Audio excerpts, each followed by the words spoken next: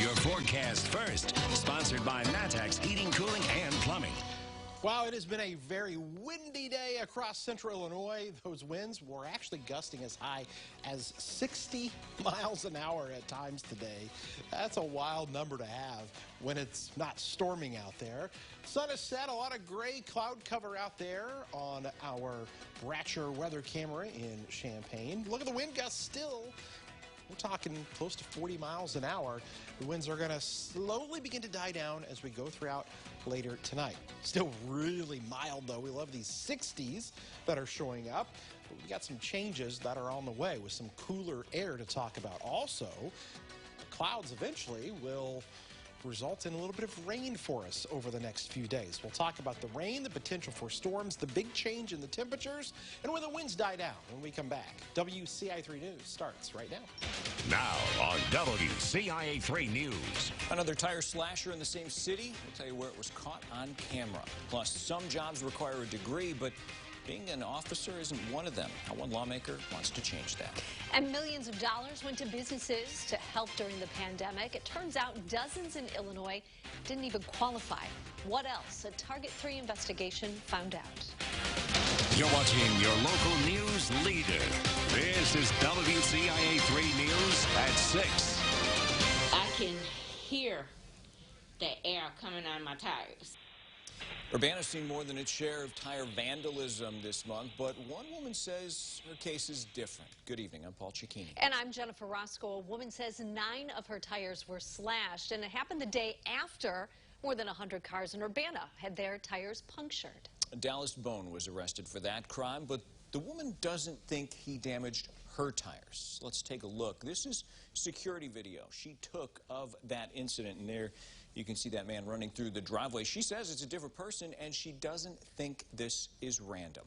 WCIA 3's Bryce Beamont is in Urbana tonight. So, Bryce, tell us what's going on here. It sounds like two different people. Yeah, not only did the person in the second video have a different complexion than the first, but it also happened in a completely different area than the string of tire punctures. Overall, this woman is left upset. Can't afford it. I'm squeezing it. You know, I'm pinching from every direction to get the tires. An Urbana woman is upset after 9 of her tires were slashed. It happened a day after a different person punctured tires on over 100 cars a few streets away. Lynette Frazier didn't know her tires had been slashed until she got a text March 2nd from her neighbor. And she said, I know this may sound like a silly question, but did you know that your minivan, all 4 of your tires are flat? Frazier checked her surveillance video and saw a man slashing tires on her van. She immediately called the Urbana Police Department. The police weren't available for an on-camera interview, but said they're continuing to investigate and said the tire slashing incidents aren't related. I saw that they had arrested someone. I was like, that's not the person who slashed my tires. Frazier was the only one on her street who had her tires slashed. She thinks it was a personal attack. What joy did that person get out of slashing my tires? I don't understand that. Frazier recently broke both her legs and had a knee replacement. She can hardly walk, so this incident is only making things harder for her. All I'm concerned about is trying to get my life back on track. Frazier wants whoever did this to be found and held responsible. If they saw anything or caught anything on their surveillance camera, to notify me or Urbana Police Department. Dallas Bone was arrested Friday night for damaging over 100 tires on cars. Urbana police said they have not received any new reports of tires slashed since March 1st and 2nd incidents. Live in Urbana, I'm Bryce Beamont, WCIA 3, your local news leader. All right, Bryce, thanks. Now, tires can cost anywhere from $500 to $1,000 for a set. Urbana True Tires says since those tires were punctured on March 1st, it's replaced nearly 170 tires.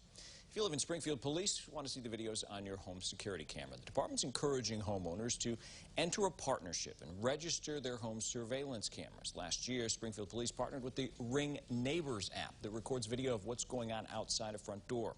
Springfield's Deputy Chief of Criminal Investigation says this can help solve crimes.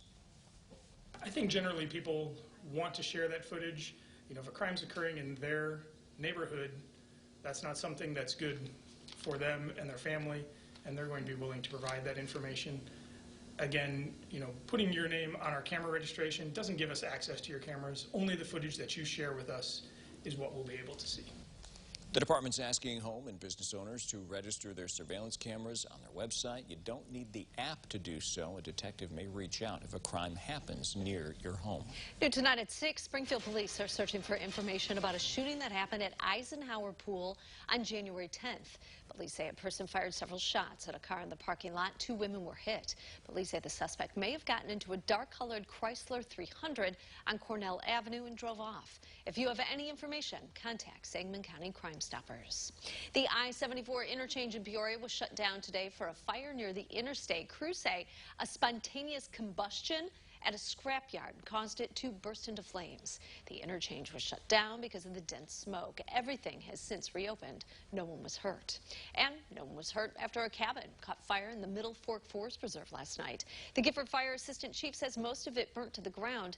That's because firefighters had problems getting there because it was in the forest down a long, narrow drive. He says the fire was an accident, says the property owner was burning grass and left thinking the fire was out. A crash involving 5 semis and a pickup sent 2 people to the hospital yesterday. Happened on I-70 in Greenup in Cumberland County. State police say traffic was stopped for a crash when a semi driver didn't stop. They say he drove into the back of another semi, which caused a chain reaction involving 4 more collisions. The first driver was airlifted with serious injuries. No word on his condition. The driver of the semi he hit was taken by ambulance to the hospital, but is expected to be okay. Businesses needed all the help they could get during the height of the pandemic, but one report found out some didn't even qualify for it in Illinois.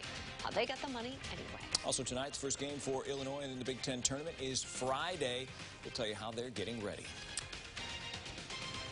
Hi. Maybe it would have been a little windy to play even basketball outside today, huh? Any kind of ball running to get through those the air. rebounds. Yeah, that'd be tough. It was really windy today, and these winds are still with us here right now, but they're going to eventually die down. Recap today out at Willard, they actually got to 72. Now, that sensor sometimes runs a little bit warmer sometimes. I don't think that's going to be the official number that the Illinois Water Survey got. But I can tell you this, the winds are going to stick with us. Then we turn to the attention for rain, for storms, and when things cool down when we come back.